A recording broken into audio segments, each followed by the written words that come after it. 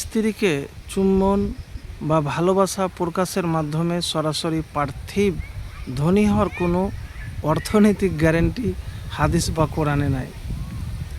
মানে অনেক জিনিসই জায়গায় শুনতে পান।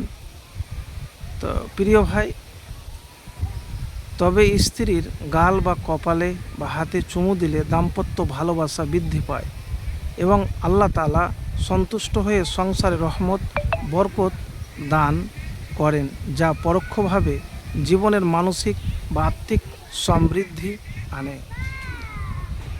তো আমি আপনাকে বলবো, দেখেন, স্বামী স্ত্রী উভয়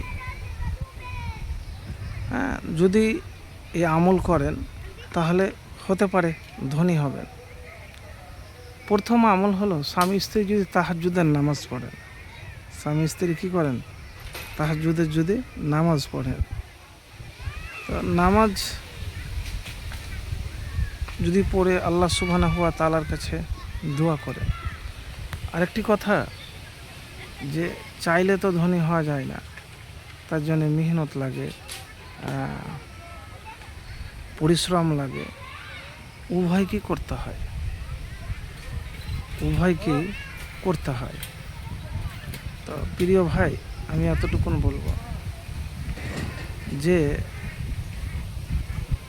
স্বামী স্ত্রী সন্দেহ করা, এক অপরকে দোষারোপ করা, ভুল ধরা,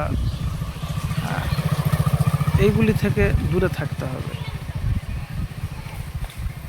আর ছোট ছোট ভুলগুলিকে আপনার ক্ষমা করতে হবে।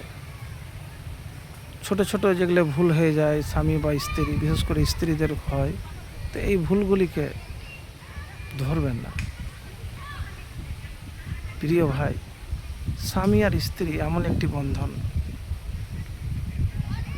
এই বন্ধন যদি আপনি আমলে পরিবর্তন করতে পারেন, এক অপর যদি সত্যিকারের ইমানদার হতে পারেন, তাহাজ্জুদ আদায়কারী হতে পারেন, তাহলে আর কিছু লাগবে না।